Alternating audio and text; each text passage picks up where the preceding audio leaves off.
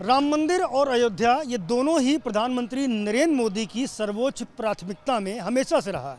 राम का मंदिर तो अब लगभग बन गया है, प्राण प्रतिष्ठा भी 22 जनवरी को हो जाएगी, लेकिन अयोध्या को उसका पौराणिक स्वरूप कैसे दिलाया जाए, इस दिशा में भी लगातार काम चल रहा है। 22 जनवरी को जो प्रधानमंत्री नरेंद्र मोदी अयोध्या की इन गलियों से गुजरेंगे तो निश्चित रूप से उन्हें त्रेता युग वाली अयोध्या की एक झलक देखने को मिलेगी।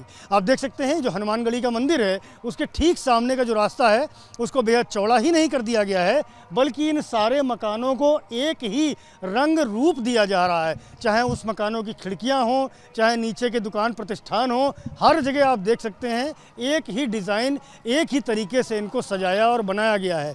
ये डिजाइन वही है बिल्कुल जो रामचरितमानस में जिसका जिस तरह से वर्णन है कि अयोध्या त्रेता युग में ऐसी हुआ करती थी। हर मकान का जो रंग है वो बिल्कुल एक तरह नज़र आएगा। लगातार काम भी चल रहा है, कई घरों को तैयार कर लिया गया है, जबकि कुछ मकान ऐसे हैं जिन पर ये काम होना बाकी है।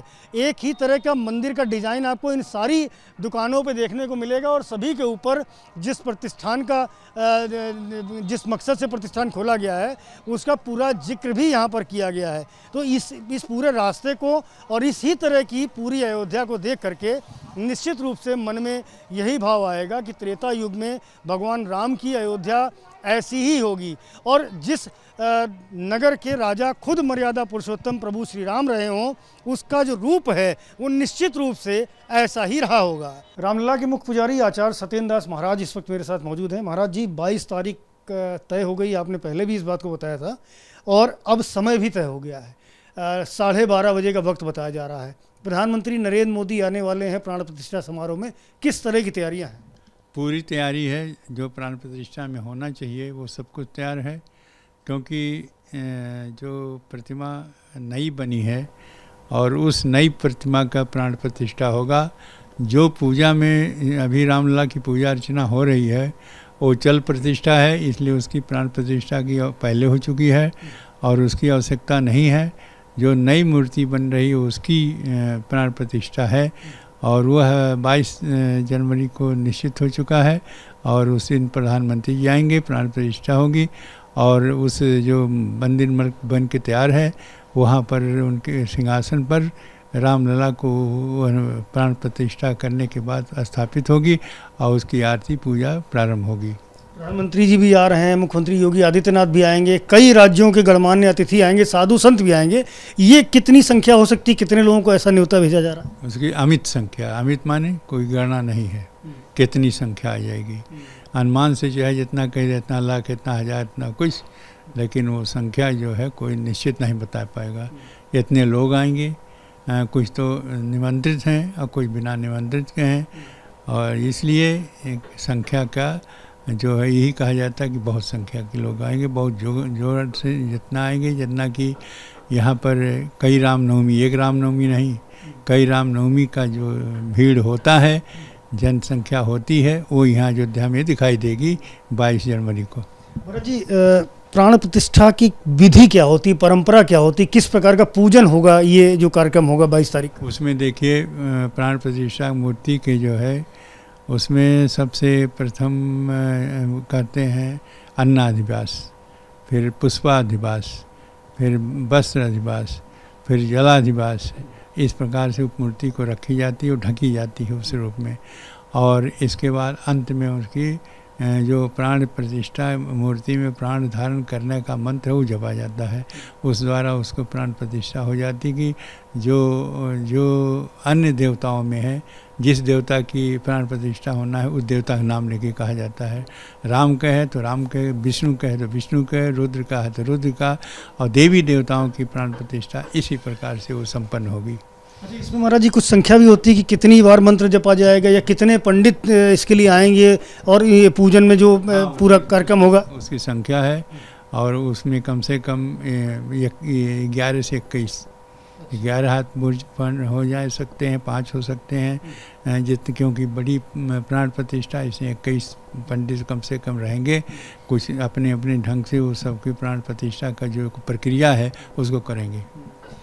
राम मंदिर बन के लगभग तैयार होने को है, प्राण प्रतिष्ठा समारोह की तारीख भी 22 तारीख हो गई है। ये जानना चाह रहा था कि जो अन्य पूरा परिसर है वो भी विकसित हो रहा है और साथ ही साथ पूरे अयोध्या का भी विकास हो रहा है। आप लंबे समय से अयोध्या में रहते आए हैं, सारी चीज़ों को देखते आए हैं, कैसा महसूस कर रहे हैं? पूरा विकास होने अभी 10 साल लगेगा। हम राम मंदिर का पूर्णतः अभी कोई एक दर बन रहा है, प्रथम तल है उसमें बनने में, और जितने पूरा परिसर है क्या क्या बनना उसके जो नक्शे बनाए गए हैं उसमें 10 साल लगेंगे। इतने एक साल में नहीं होगा पाएगा। और यह रामलला की मंदिर जो धरातल बना है उसमें प्रतिष्ठा हो जाएगी, स्थापित हो जाएंगे और भक्तों का दर्शन होता रहेगा और वो काम चलता रहेगा। दर्शन जो भक्त करेंगे ये 22 तारीख से ही शुरू होगा या अगले कुछ 1-2 दिन बाद? प्रतिष्ठा 22 तारीख से नहीं हो पाएगी। हाँ, उसके बाद से शुरू होगा। कम से कम 2-3 दिन तो जरूर लगेंगे। हाँ, 2-3 दिन बाद से जो आम भक्त देश दुनिया से आएंगे वो अपना दर्शन कर। हाँ, क्योंकि पहले तो जो बाहर के आएंगे जो उसमें सम्मिलित होने वाले हैं प्राण प्रतिष्ठा में, उनका स्वागत होगा। उनके जाने के बाद में जो सामान्य भक्तगण है वो बाद में आएंगे।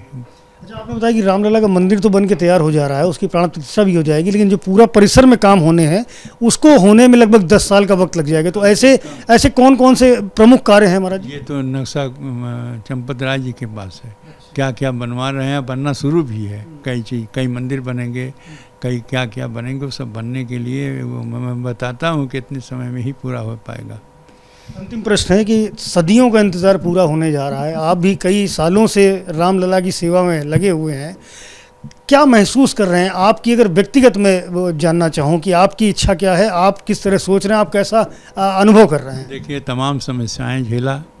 पहले तो विवादित ढांचा में रामलला की पूजा शुरू किया, 6 दिसंबर को गिर गया वह विवादित ढांचा और रामलला तिरपाल में आ गए।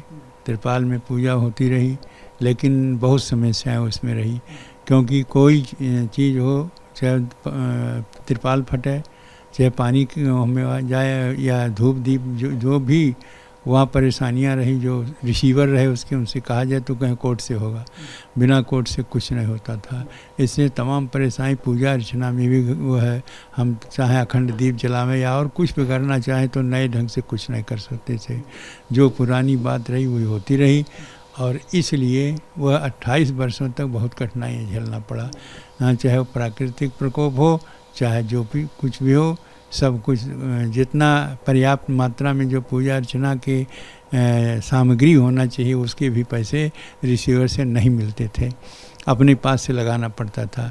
तो वह कठिनाई 28 वर्ष तक बहुत दर्दनाक रही, यही समझिए। और अब वो प्रसन्नता है, जैसे कोई व्यक्ति जाता है और बहुत धूप लग जाती है तो व्याकुल हो जाता है। तो तुलसीदास लिखे हैं, जो अति आतप व्याकुल हुई तर पेड़ के नीचे यदि गया तो मालूम उनको एसी मिल गया, बहुत आनंद आता है। तो वैसे परिवर्तन हुआ। जब आज साईं मंदिर बन गया तो सब कुछ सुविधा है वहाँ एसी भी है, भगवान के लिए भी है और हमारे लोग के लिए भी सब कुछ है। और वही जब भव्य दिव्य में विराजमान रामलला हो जाएंगे तो और प्रसन्नता होगी और आनंद आएगा।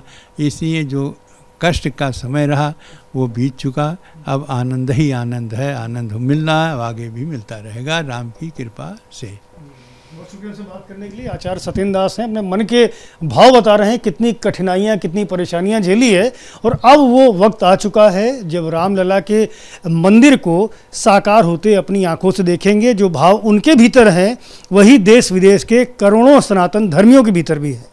कैमरामैन फैसल के साथ संजय त्रिपाठी, एबीपी न्यूज़, अयोध्या।